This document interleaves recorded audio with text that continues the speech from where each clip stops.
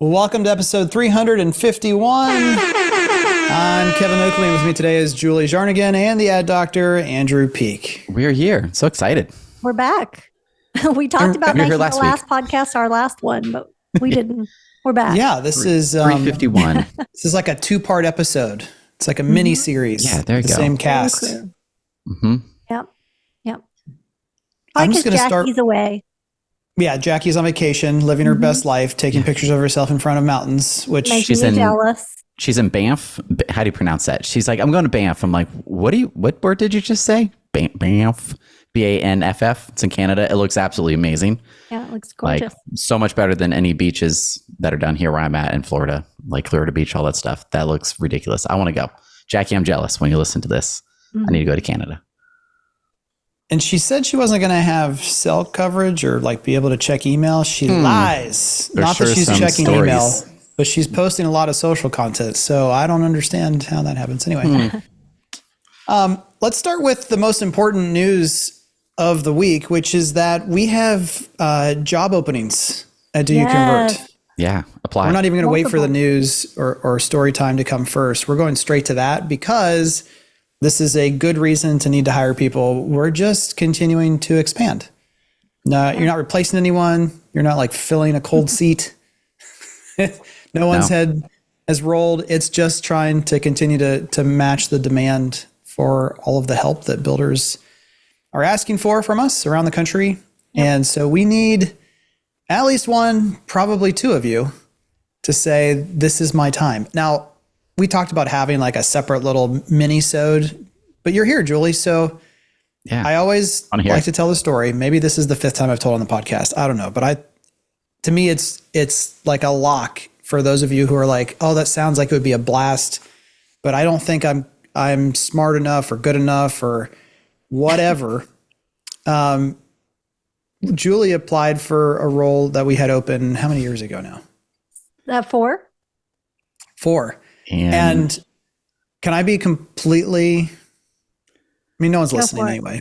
I can listen. It's like 6 people an episode, I think. So she applied, and at the time, I think you had 15 years of experience in home building. I was at Ideal Homes for 15 years before I came over here. And we'll find the episode and link it back here.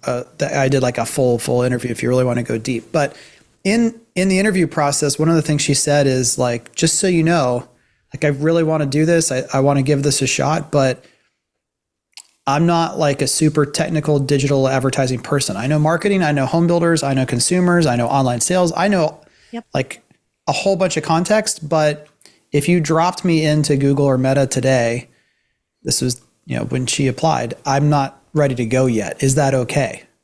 Yeah. And we said, heck yeah, we can teach you how to do that. And no surprise, quick learner. When we do have like assessment tests now, but don't be scared of them. Yeah, which I say if I had to take that y'all may have not hired me, but you assure me that you would. No, it is the whole person that we're looking at. So, and home builder experience is one of the things we've built the organization around. So, the other analogy I always go back to is the Mighty Ducks. I guess I was like 12 and I watched a documentary on how they made the film. And the director said I had to figure out, do I want actors and teach them how to skate, or do I want to get skaters and teach them how to act? And he decided it was way easier to get professional actors and give them lessons, and they can figure out how to skate backwards and film the scenes. So we take it all into account. Check the link in the show notes and apply today and get hired tomorrow. No, it'll take more than a day, but get hired really quick. And we'll get you. And bonus points if you email us and tell us that you applied from here, because then you'll go to the top of the list. For us to, listener bonus. There you go. Make sure you don't get lost in the sea of, applications from people who don't know home building or marketing. Now, here's what we have to say. So yes, feel free to email show Do You Convert and let us know you applied. Mm-hmm. But also, if you're one of the like 10 people who email me a week that are actually just wanting to get on the show, there's so many professional services just trying to get on podcasts. You do not pretend like you're applying for a job and then at the end say, by the way, I'd love to be on the podcast to hype my no, please don't multivitamin supplement that I came up with while backpacking in Guam. It's just, not that. That could be a whole segment one day. We just read through a couple of these things. Like the last one that I just got was you've been sued by the FTC. Okay. And then it went on to talk about how that was the email that so-and-so got. And then he figured out what the issues were and how to not get sued. And he would be a great guest for your program. And I was like, dang, that sounds terrible. Yeah, there's no good ones. And it's always like, I'm the agent for or something like that. They're always like the third party. I'm representing Kevin to get Kevin on the podcast. Kevin should email. Yeah. All right. Story time, Julie. What do you got? Well, I used to have all my story times about jujitsu, but I've been taking a break from jujitsu after Did you get hurt?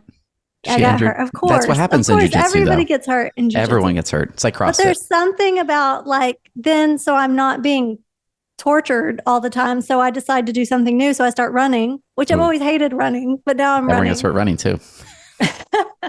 So now it's that. So I've been running and signing up for races. And it got me to thinking about, Kevin, I think it's been a while since we've talked about this, but everybody used to talk about how on their website, their content would talk about how they're going to make the home building process easy. And we're like, it's not easy. It's not going to be easy. So trying to promise them that they know better. You're not setting right expectations. And so I've been signing up for the stuff that I shouldn't be signing up for because I'm a terrible, slow runner. But it's not easy, but it's worth it. And so that got me thinking about the messaging to home builders, how it's not necessarily all pretty and roses and fun, but it's worth it. So that's the messaging you have to market to people is the worth it, exciting part of it. Yes, it's a process that you have to go through. Here's what that process looks like. And the end, you're getting that home that you selected everything on that's yours. So I think sometimes that's the message that's missing for, build from the ground up and build on your lot. That's that. I think Build on Your Lot does a better job of it because they can romanticize it a little more. I don't know if that's the right word, but here's your beautiful piece of property that you got from your granddad. And we're going to, Tilton does a good job of that, but we need to figure out even if you don't have that build on your lot piece of land out in Texas, how can we romanticize that and make the worth it message stand out?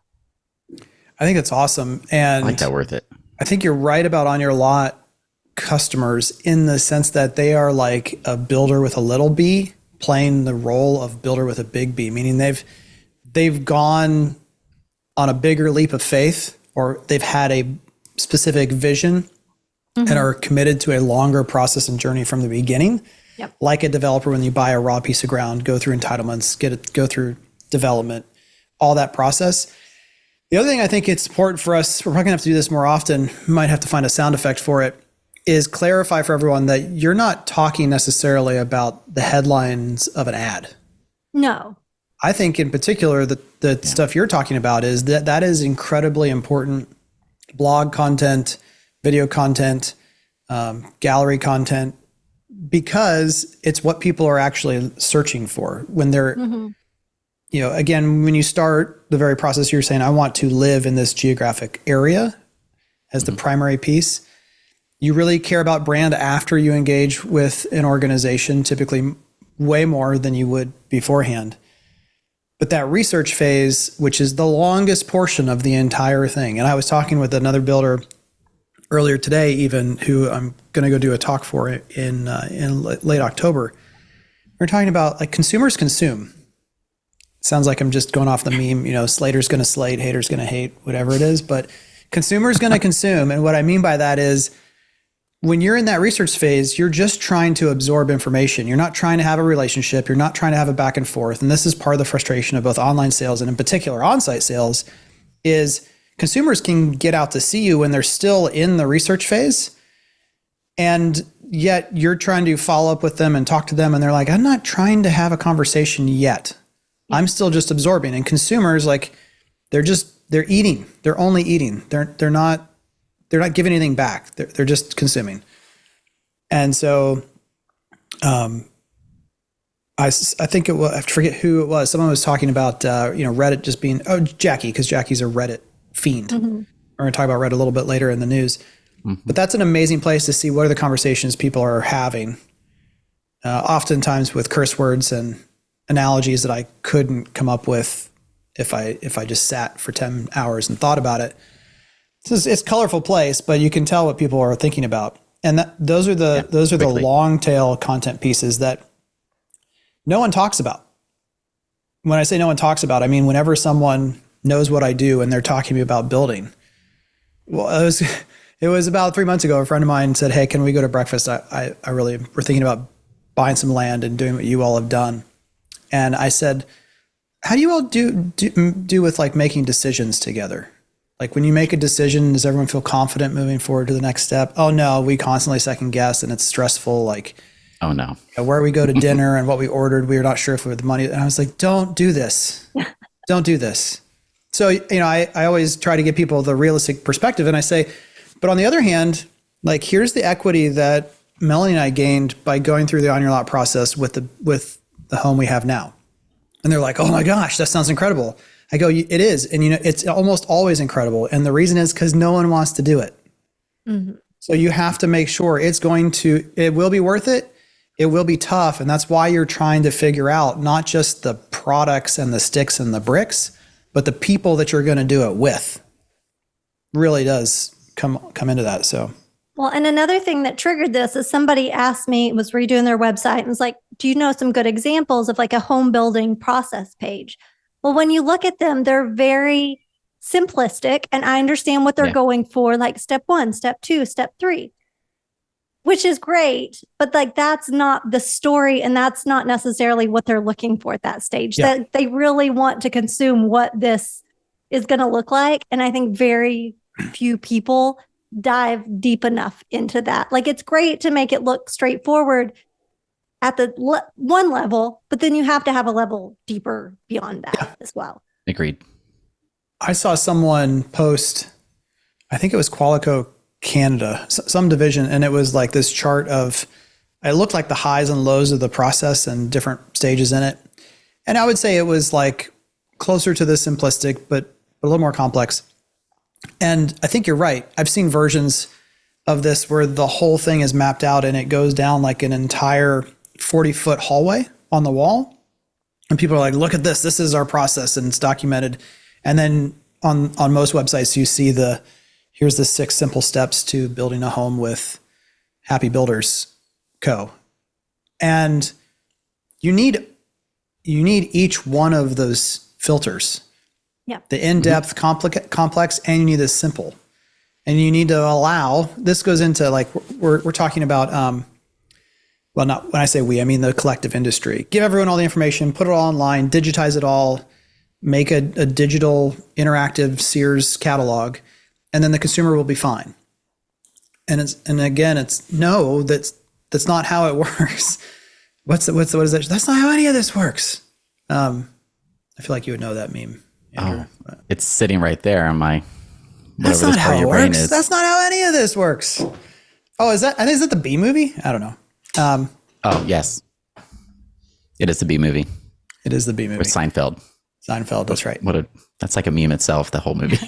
But there's all this other knowledge that goes away from, I mean, we're telling salespeople all the time, it's not about the square feet. It's not about the bedroom count. It's about their story. It's about X, Y, and Z. It's about you knowing them better than they know themselves and making the perfect match. Well, for some reason, when it comes to content online, we're like really proud of ourselves that we have square footage and bedroom count and 30 pictures. It's like, you can buy this and not enough, like you said, about the process. Yeah, agreed. And I think to add to that one thing, I wish there'd be more of that on social because it's not discoverable, I guess. Like, I think there's very few people, I mean, they'll start digging through the website. I think that it's going to happen. But well, I mean, you got a point. Only about at maximum 5% of all of the users who visit your website are going anywhere other than community, floor plan, quick moving pages. Check your Google Analytics. Get back to me. Like I just looked up some on your lot. I looked up some on your lot builders on my screen over here. And none of them have the I don't think they need to have drama, like they messed up and create this tension. But I think kind of like hiding from that, I think it could be a miss. Like Julie, the first thing said, like, I think you could lean into it a little bit as far as the video, like, hey, we're on the job site today. We're at this home, and show like, here's what we're working on. And it's just like 30 seconds. The trades do it well. Like individual trades do it so well. You look at the tile, like any individual trade, their accounts are crazy and get all these views. Not that you want to chase after views and followers, but I think that's the content people want because it is the details. It's that 40-foot hallway with all the steps versus the 6 simple steps that are like, oh, that's cute. And then you ignore it. There's nothing after that. It's like a 5-second trailer. You're like, oh, I want more. I want 4 seasons. I want all the episodes. Like, let me dive into this. I'm going to spend $500,000 building a house with you. Give me the details. Yeah. And I think social's like the quick on-ramp to that they actually can find it.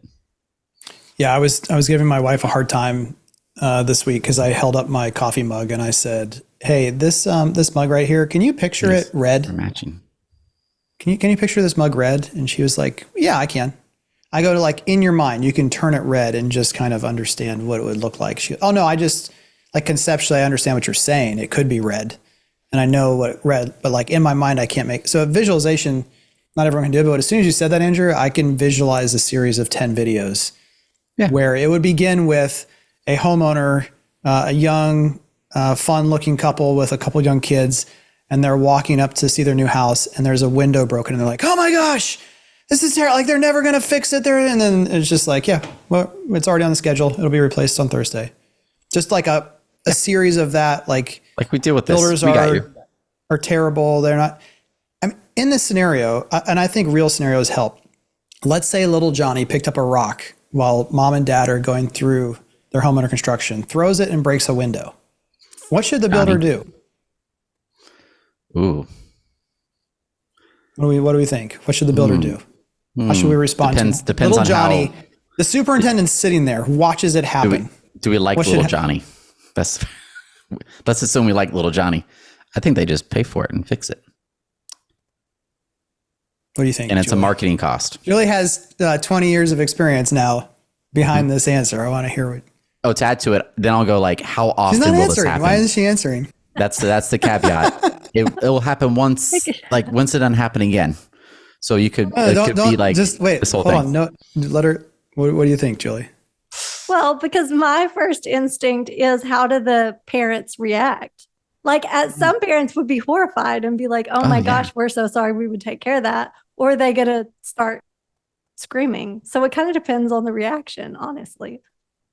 Okay. I think that's fair assessment. It depends on how the parents react. If their basic whole body language is this is going to keep happening and our kid just gets to do whatever he wants. And so if he burns the house down, we expect you to rebuild it in a day for no impact on us. In fact, we expect you to pay for our hotel bills if we can't live somewhere while the house that my son burnt down. Like I get that part. Yeah. That's probably the most pragmatic answer possible. I think that's correct. My default, if I was running a home building company, my default would be that I would want my employees to say, don't worry about it. We'll take care of it. And I say that just as a human. When we moved in, and our neighbors moved in down the street. And I think we were in our new house for 2 weeks. So it's that new house smell. You're in that phase of, oh my gosh, treat it like it's got to last for 4,000 years without it's like any your first touch of baby. paint. Yeah. And this little kid comes up and he just picks up a giant rock and just chucks it at the side of our house. He's like a 2-year-old, less than 2-year-old. I don't think he could talk. The mom's horrified. And how do we react? We're just like, it's okay. No big deal. Yeah. Anyway. I agree. Yeah. It reminds me of the story that the warranty, I think it was Tilson. Eric was on the podcast. The dog clearly ate the windowsill or something like that. Yes. And then they came out, they're like, it could have been like this huge thing, but it's like, all right, let's just get it taken care of. I don't know. We could roll it underneath market. Maybe have like a little allowance. Like, okay, there's 2,500, whatever number per home. That's just like there for stuff like this. Take that away. And now they only get $2,000 in XYZ after the fact. Yeah. Now, if the company and my team were on it, that story of you'll never guess what just happened today. Little Johnny threw a window in front of us and we're going to fix it though. No big deal. There would be content. There better be behind that somewhere, somehow of, He gets a video series, Sold Johnny, Meet Johnny, Future Criminal. That'd be terrible. Don't do that. Don't do that. But yeah, you could have fun with it. Why not? All right, Andrew, what do you got? Oh man, it's just a thought. Julie, were you and I talking about this, or maybe it's Megan? Who knows? Megan or Julie, and we collectively decided the middle ground of knowledge and expertise is like a dangerous spot to be in.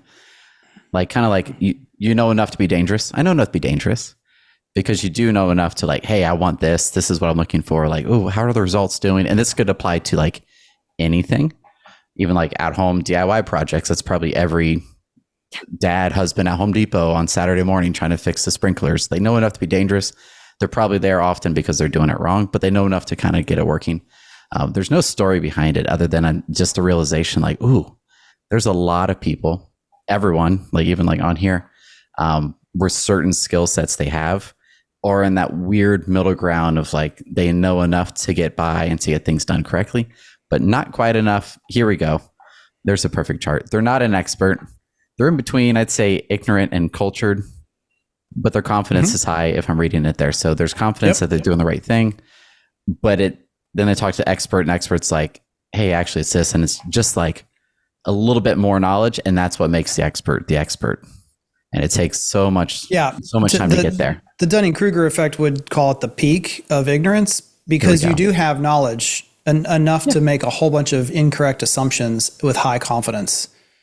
That's the most dangerous part of the entire part. I mean, you also have danger when you know enough to have serious self-doubt of whether you're any good at all. Yeah, there's like imposter syndrome. The danger there is inaction. The danger on the other end of the extreme is a whole lot of action in the wrong direction. And it looks like productivity, even worse, I'll say, it looks like productivity to the people managing. This happens a lot. You bring in someone new, especially from the outside of the industry. They kick up a whole bunch of dust, make a whole lot of action happen, and everyone around who doesn't understand the field that new person is working in is like, can you believe all they're getting done? It's just incredible, like the amount of work and the stuff happening. We're so happy this person's here. And then about 2 months later, all the stories start trickling out about the absolute chaos. And I know it looks good, but everything that's getting done is wrong, and we have to do it 5 times. And that's not a good place to be.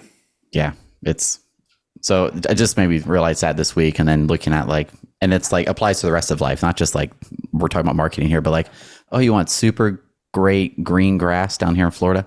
You're an expert when it's raining every day and you could cut it once a week. And then all of a sudden, like it changes the season a little bit and your grass is terrible.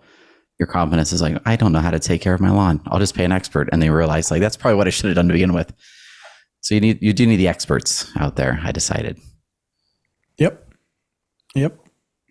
I in a first, I don't think I have. Firsts are good. I don't think I have a story this week, guys. I've been sick, and I've been trying just to stay upright and coherent. I think it's going to come to me, but we're just going to keep going. There you go. Middle of news time. It'll be a delayed story. It'll be a full-on rant instead of story time. Just wait for it. There we go. That sounds good. I like rants. Up first on the news from the Builders Daily. Who'll be first movers among home builders in the new commission regime? The decoupling of buyer and seller agent commissions, removing those commissions from MLS listings, and the evolving regulatory environment have created a Wild West scenario. Written by the great John McManus on August 19th of 2024. And this is one of the longer articles, and there's a lot of quotes from previous time periods in here. Definitely one to go read and check out. I also happen to know that the folks at Builder are working on another piece as well. But here's the short story, is that the changes happened.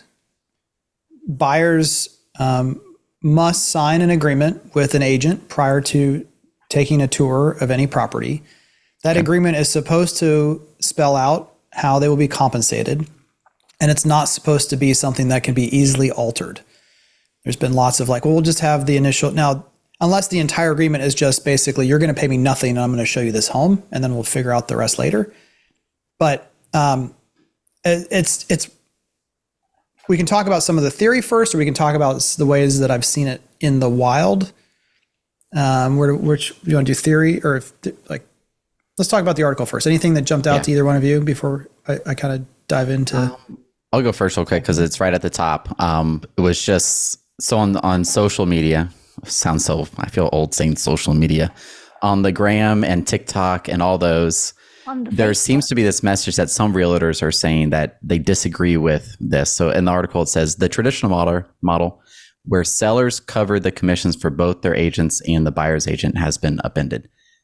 They're trying to convince the public that the sellers never paid for the buyer's agent. The buyer has always paid the buyer's agent commission because that's where the funds originated from. And I'm like, you people are driving me nuts by trying to trick people that is where the money comes from. That's my rant. And there's like thousands and thousands of comments on these posts. It drives me nuts. In rant done, but I'm glad that's right there at the pretty much the very top of the article. Yeah. He's setting it straight. Yep.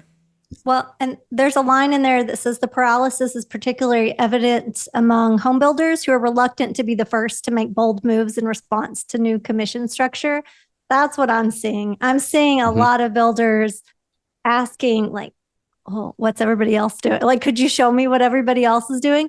And there are a few people doing some things, but I think a lot of builders are just waiting. Like they're kind of standing back and waiting to see what everybody else does so they can follow behind. So that line is exactly what I've seen in the industry right now. Yeah. Do you think is there a name for someone who like the realtor's not going to do anything whatsoever? Like it's like, I'm just bringing it, like, they won't say this. They're like, this is my realtor, but like the realtor and the buyer, like they know like the realtor's is just there to get the commission. Is there a name for that? Like a tag along or something? I'm sure there is. There's got to be some mean word for it. They're mooching. Like they're really not there to help. Like, and that's the intention. Like, but having said that, I tell this story because it happened to me. Like everything that what's the most fun part to me about all this is hearing all these different stories and fighting people back. I'm like, I've experienced everything you've said. Yeah, you have. Truly everything. When we went to buy our very first house, the sales agent at the builder said, hey, you're a young couple. If you want to save a little bit of money, I've got my friend Rusty. He's an agent. He'll just give you back 1.5% and you don't have to pay him anything. So you just get a 1.5% reduction of your purchase price. And I was like, huh? That sounds good. Because at that point, I'd been in the industry for like a year, maybe less. I was like, that doesn't seem, no big deal. In fact, our sales manager kind of encourages it. We want to get realtor participation. So like it happens because it's happened to me and I'm just a person in, one fish in the sea. So we talked last time about Meritage and they're kind of all in on this communication about we want 100% realtor participation, which kind of alludes to, we kind of want you to do what scenario I just outlined of like, go find a realtor, please, so we can pay them. And if they choose to pay you back, awesome. I think here's the reality is that realtors overall are saying procedurally things have changed, but not really anything has changed. That's the summary that the majority of people are trying to say is, yes, compensation for the buyer's agent is no longer guaranteed. Yes, we're going to make customers sign something, say that they will be on the hook for the buyer's agent commission. But we might just add a little line that says, if the seller doesn't want to pay us anything, you're off the hook too. And then we're just going to go in and negotiate because the buyers aren't going to include it by default. We'll have to ask for it in the contract. But at the end of the day, to your point, Andrew, the buyer's paying, in theory, still 6% if they can. Now, consumers are trying to push back. And honestly, I think this is hard for me because, again, I can see all sides here, but it's probably best for the industry if the overall amount does go down. Because if it doesn't, after the changes in process that were put in place happened, the government's going to come back and try again. And they're going to make it go down. At the end of the day, there were, the people in suits puffing cigars who, I think they call them think tanks, but they have studies and like studies that you can't read without the help of ChatGPT to understand. talking about how the commission overall, the amount is too high and needs to come down, and it's uncompetitive with other parts of the world. The government seems to believe that, and they're good. So I think consumers are trying to put pressure. At the end of the day, even builders we work with, and I'm not going to use any of their names, but one of them really has I think has a ton of good stuff here. They went maybe just one step too far, and I know they're listening. So here it is. They're positioning it as a 3% buyer bonus incentive that's now available as of the date of all this going into effect. Now, where they went too far is it says in the copy of the ad, skip the middleman and go direct. I don't think you have to say that. And actually, this is going to come full circle to Julie's old builder.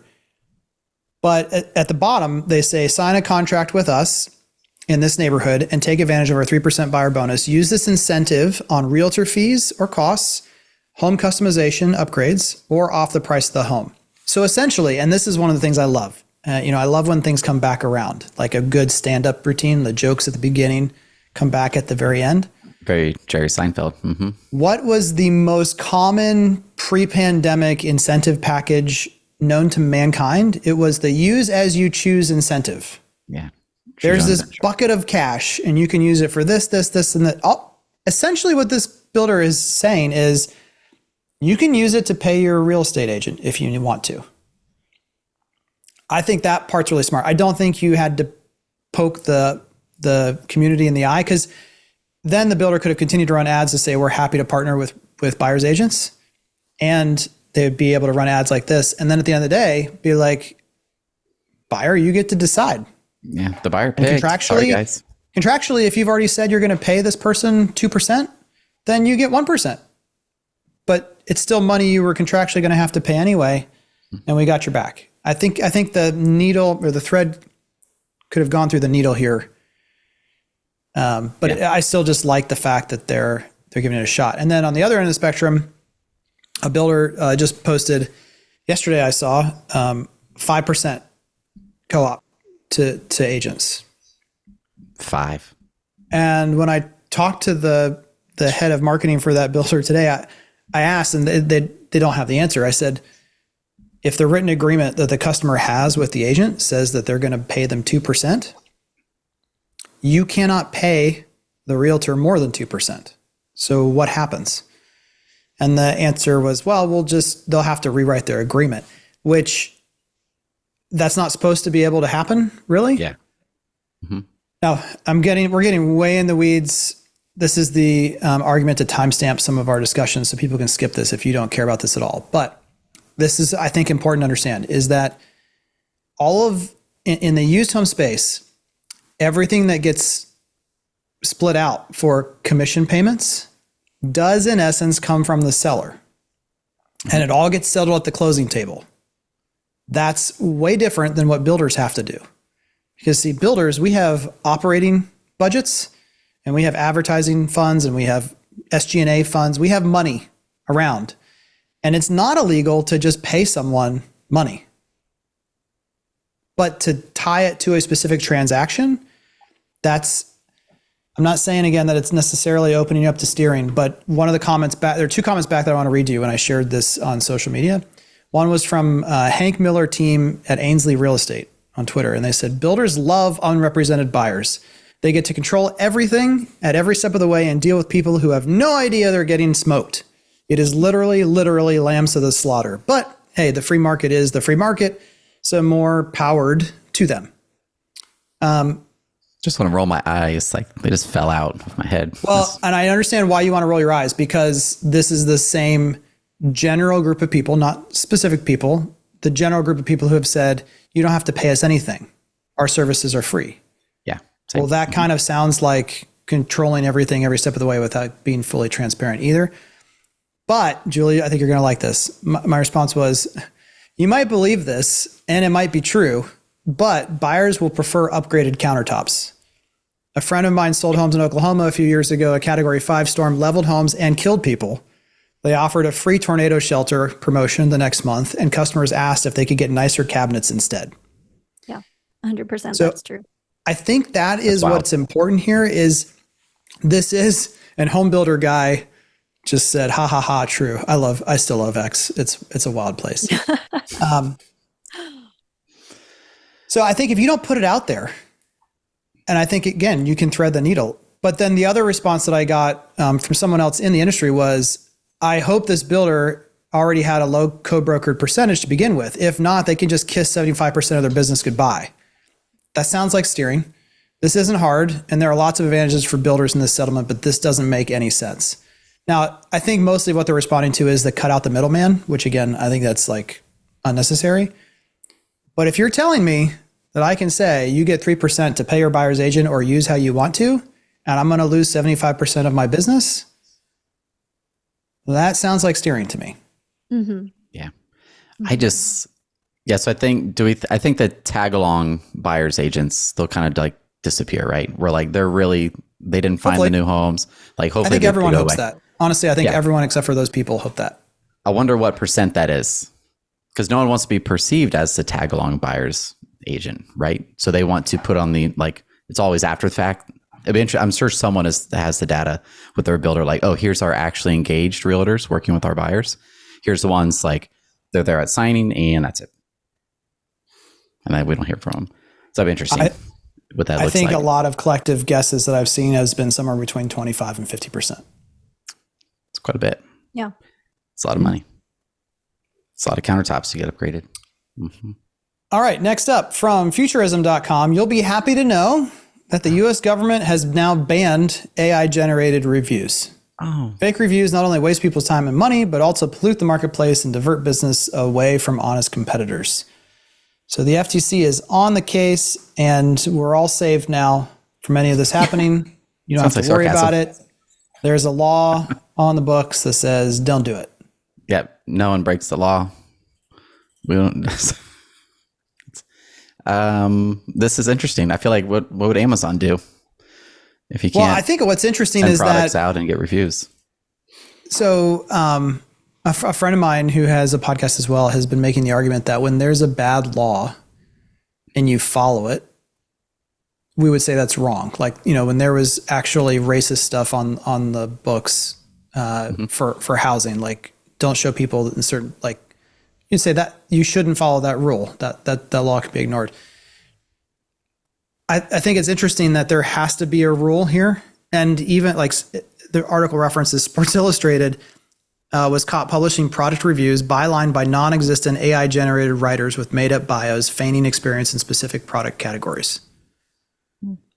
So this is kind of this is why people give me a hard time, but on LinkedIn, I say the most trusted name in new home marketing as my bio line, because that's all that's going to matter. The more that AI becomes part of everyday life, who and what you trust is so important. And this is, it's not a political statement, but it's going to sound like it. The number of people, places, institutions that you can trust is just getting smaller. Yeah. Yeah. It says it's intriguing to see the FTC take some steps to clean up some of the slop and hopefully clear the way for the human-powered internet. I don't know that this is the step that's going to clear the way for a human-powered internet. Honestly, I don't think it's going to get better, not worse. That sounds like something AI wrote. Am I right? Yes. I'm a little cautious if the government's trying to do anything. Maybe that's me. I don't know. Maybe it's bad to say. Are they listening right now? Who knows? But this seems so hard to enforce regardless. Well, so let's take a side step here. Whole new branch, AI enforcement. There's a gentleman that I read and listen to a lot who has been talking for about the last month nonstop about EU regulation of tech companies. Mm-hmm. And the EU, leads the charge, and then typically California falls behind. And that's why we still have to accept cookies on everything because Europe said so. And although it's amazing when I just hit reject on everything, and it used to like not work or break things, and now nothing breaks and it just keeps working fine. So it makes me wonder if it's all still really doing what it's supposed to do. Yeah, you still got cookies. But who knows? Everything that he's talking about is how every single piece of EU legislation to tackle these giant tech companies and to create innovation actually does the exact opposite. When you already have a big incumbent player who has all this data and a head start, and then you add on all these rules, all these giant companies are just like, cool, can we hire another 100 people to like make sure we follow those rules? Okay, now we're good. Like it's a little bit of an extra cost for them. It's an insurmountable thing. Like the fact that you can, one of the examples they used is cell phone portability is something that the FTC said you have to let people take their cell phone numbers from one carrier to the other. Before that, it was like, give them 4 free phones if you need to, because once their number is with us and everyone has their number, they're not changing providers, right? Mm-hmm. Definitely. Whereas the inability to port your data from one social network to another, and they're like, hey, Meta can't take all of your contacts and add it to a new tool. Don't allow that anymore. Well, they're saying that because they don't want Meta to make another new product and then just import all of your contacts. But it also prevents any other social startup from starting up and be like, would you like to connect with all of your friends from Meta? Mm-hmm. And they can't grow a large enough audience to matter. So the government, when it comes to technology, does not have a good track record. Also famously, agreed, trying this rural internet initiative. So we have Starlink. And I think we've spent like a couple $1 billion and added exactly no homes on the grid. And for that same amount of money that was spent, we could give like every single person who lives in a rural area a Starlink device on the government. That's just wild. So the government's not good at spending money and doing things. Well, they're very good at spending money. I think it's the efficiency part that they're not so great at. That's what I mean. They're great at spending money. I think this article really connects with the next one. Yeah. In my opinion. So next up from DigiDay, 5 key signs that Reddit is getting ready to launch its own search ads business by Crystal Scanlon. I wonder if that's related to my favorite. August 21st, 2024.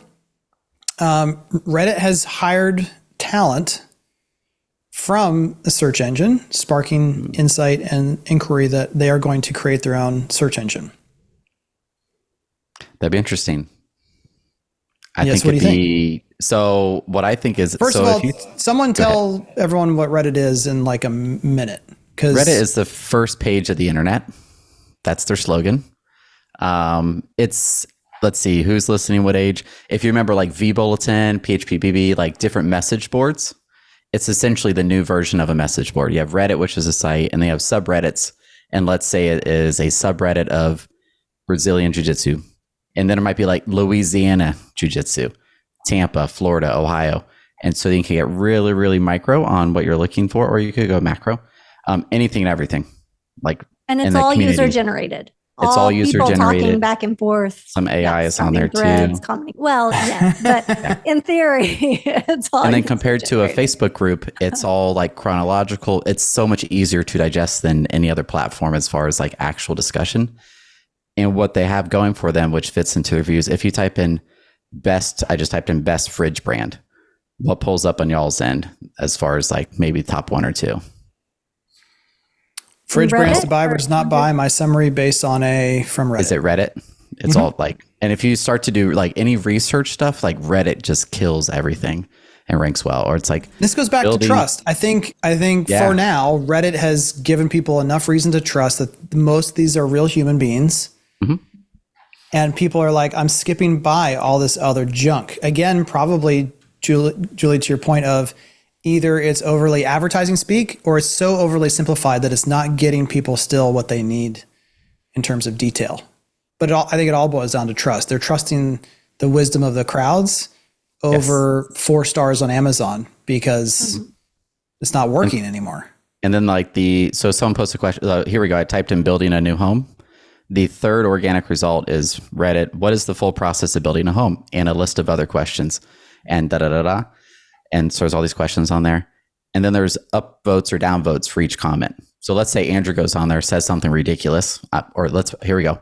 I'm pretending to not be a home builder, but I'm a home builder and I want to give really good info that kind of plugs me as a home builder. Being that the age of Reddit leans more younger, I would say that age is very in tune with what is authentic and not authentic. And so they're like, downvote. This is a builder. I don't want to hear from a builder. I want a real person. So it's hard to be sneaky on here, which is why I think it works so well because of the upvote and downvote system. So it's a good comment. It's going to get pushed to the top. So then over time, like, I don't know the metrics on this. It'd be really cool if they did show it and share it for a little bit. Like maybe this page has seen 20,000 views in the past year. So there might be like 3,000 votes on the comments. So you're like, okay, it's actually in the order of what's most helpful. So it's kind of its own search engine in and of itself. Just it's on Google. Use it in a way as a search engine. They use the search. Like if we run into a brand new problem in Meta or Google that like it's not out in the world yet, and we just want to see if somebody else has run into the same really random problem. Sometimes we'll find it on Reddit before we'll find a Google support doc on it, you know? So it already is being used. So I think they're just talking about expanding it into a way to monetize. They're just talking about adding ads on top of. Yeah. Because if you have anything that's good and functional, then you have to call in the marketers to ruin it all with advertising. And so what they're saying is you want to cut to the front of the line or add your name as part of the conversation, then you can pay us to do that. So like you said, Andrew, it already, or Julie, it already is really a search engine. It's just the results page is access to human beings rather than other internet pages.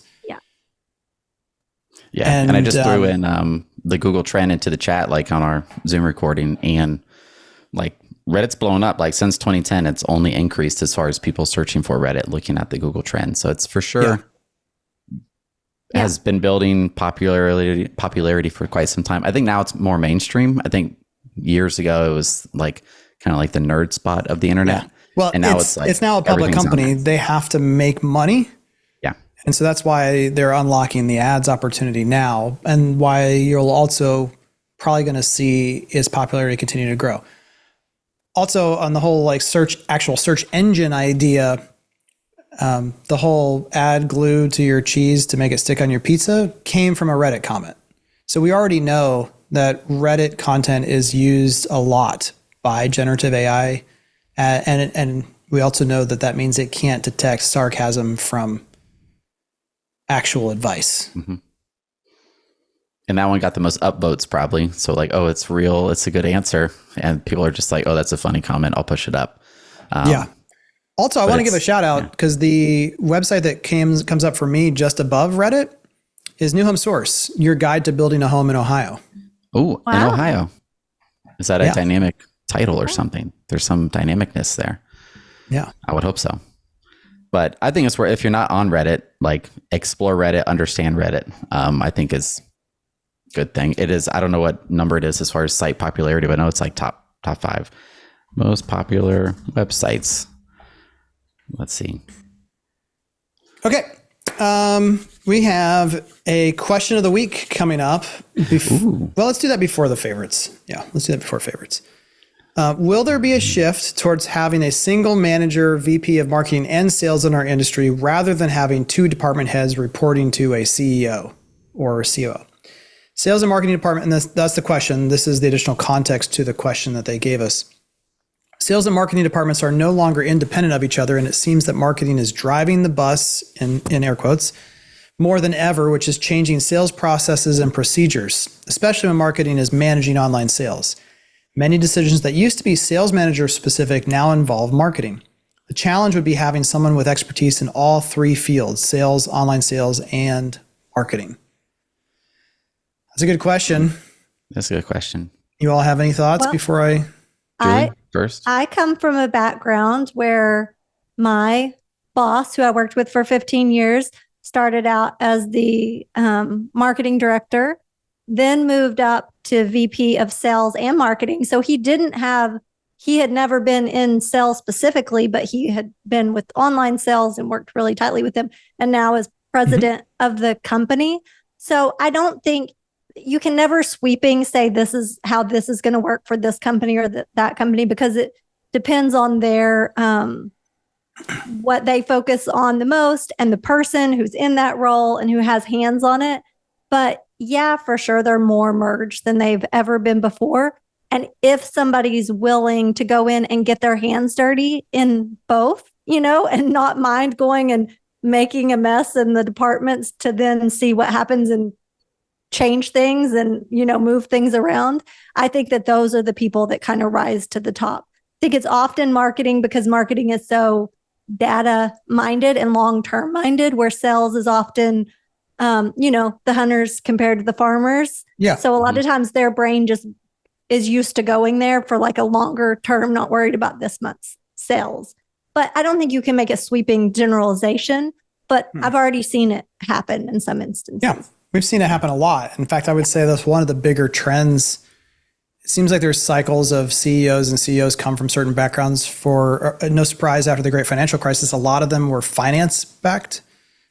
People who were really good with tracking that side of the business, because it was really important if you're going to survive that you watch every penny. But marketing seems to be gaining. I would say that generally speaking, I'm still in favor of two separate positions. If you had to have one position, I think it's generally speaking better to have that person have a stronger marketing background, because it's easier. My experience has been that it's easier for marketers, regardless of temperament and attitude, to say, I'm not great at sales, and be able to lean on other great sales managers or a director of sales to manage that.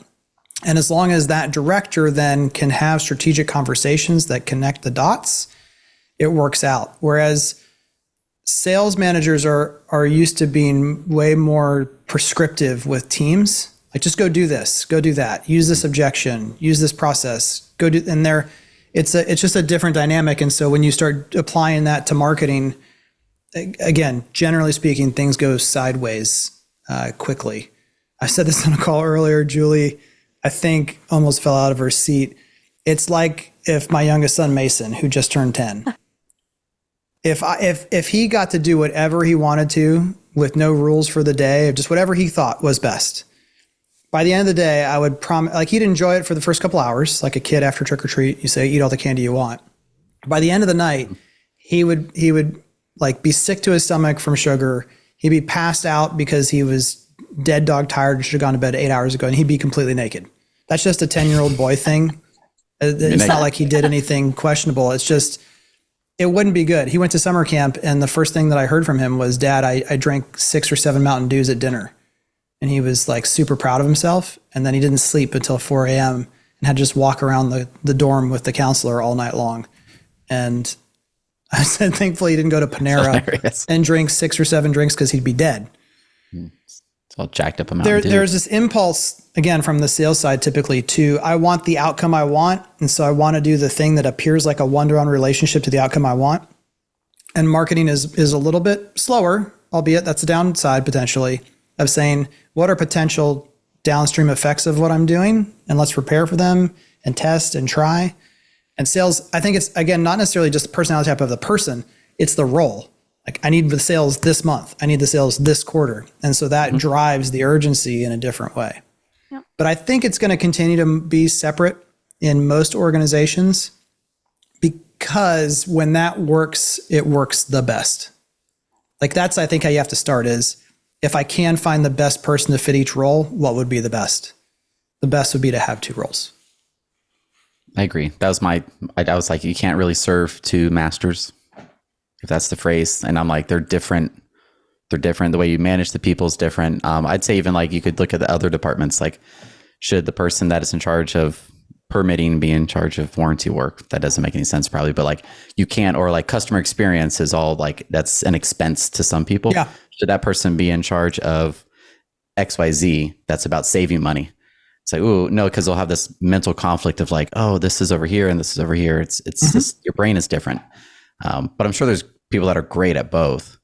But I think maybe they're like unicorn situations. And imagine like culturally different, not culturally, like, but work culture. Like, I wonder if there's like people that are happy. That's a good word, happy. Are they happier working for a VP of marketing or a VP of sales and marketing, or someone who came from a marketing background or came from a sales background? Like, are the marketers all like, this is really tough working for a VP of sales and marketing who came from sales? Like, on average, not like one person who's like, well, my person's absolutely amazing. I'm sure that person does exist. But if you polled 50 people who have a VP of sales and marketing that came from sales, would they have a lower score for for their VP that they work for. We're not. I would guess maybe there's more tension there. Or and just that management same styles are different. Yeah, that same path that you talked about, Julie, too, is also the same one that I took as well. So that's true. Yeah. All right, favorites for the week. I'll start because this was, I guess, what I was thinking I was going to be my story time, and I'm like, it's really more of a favorite. But Kyla Scanlon, who I've talked about before, saw her speak at PCBC, and I got to shake her hand, have a conversation for a little bit. Wrote a great book called "In This Economy," which kind of outlines the economy and how it works for all ages. But she wrote a really great post, and she hasn't. I didn't realize she had a Substack. Of course, she does, because everyone who writes has a Substack. But the headline is "Home Insurance is a Really Big Problem," and it's a fascinating read. It's if you're not in coastal Florida, parts of Texas, Louisiana. Oh, wait, you both are. Shoot. And We know all about this. Yeah, it's great. It's a really big deal, and I'll share for those of you watching a screen grab here. And one of the things I love about Kyla, among other econ folks, is that they all kind of are giving different viewpoints or different takes, but sharing a lot of stuff in terms of charts and graphs and images. And she shared this one. I think, this is from Zillow and FEMA. And it shows a heat map of where properties are at most risk, which, as you would expect, you've got wildfire, flooding zones, et cetera. But where homeowners pay the most relative to their house values, I think this is interesting. This is where Louisiana takes it on the chin, as well as Oklahoma. Julie, this is just a map of everywhere you've ever lived. Everywhere I am. Yeah. In the world. That's where that's interesting. Home insurance is bad. But the areas where this impact is, like, I wouldn't have guessed seeing this, that Oklahoma would be so high. But when you think of tornado damage and hail damage, and she talks about all these other factors, like, yes, solar is awesome. And then guess what happens when a storm comes in and damages the solar shingles?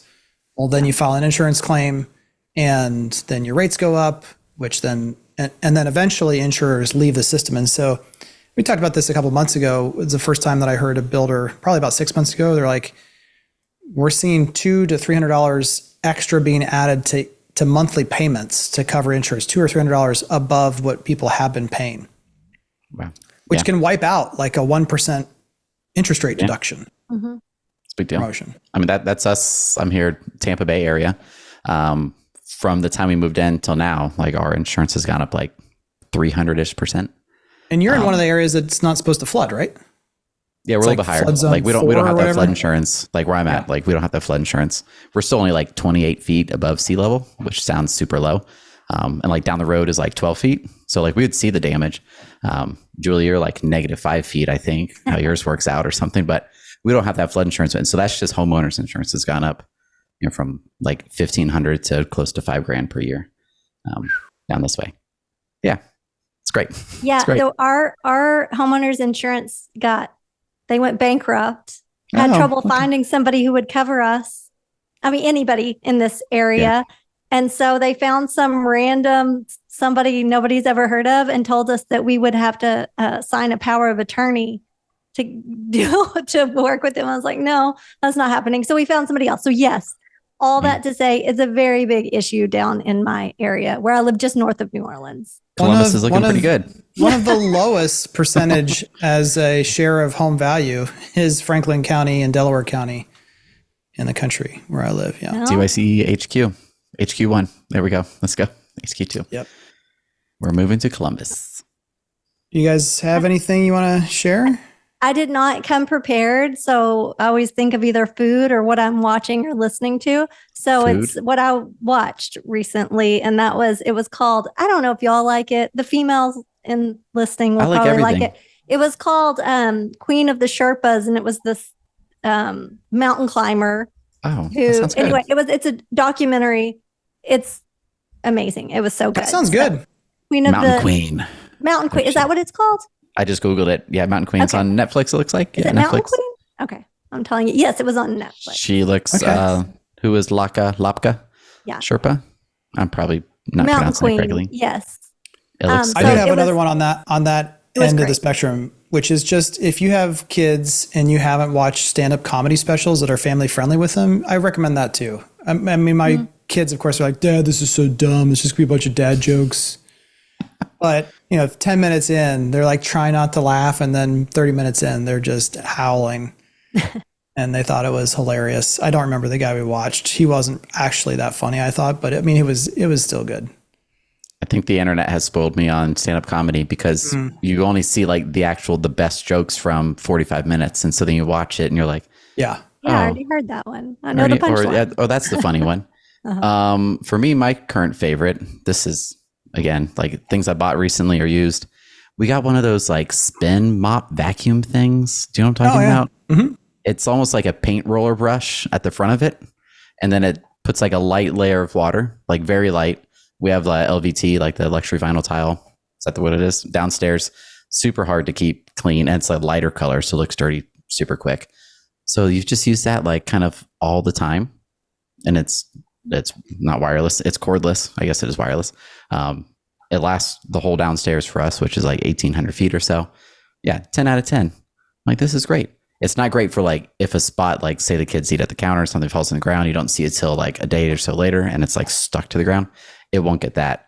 But anything that's kind of like even residual, like when the kid spills the drinks and it's like sticky on the ground, they'll sit there with just a little paint roller thing will spin. Yeah, 10 out of 10. Be maybe good for a model home to get because it could just stick in the corner and you could mop really quick, be done with it. Well, there you go. So buy a That's vacuum. this week's episode. We will see you all next time. Bye. See ya. Bye.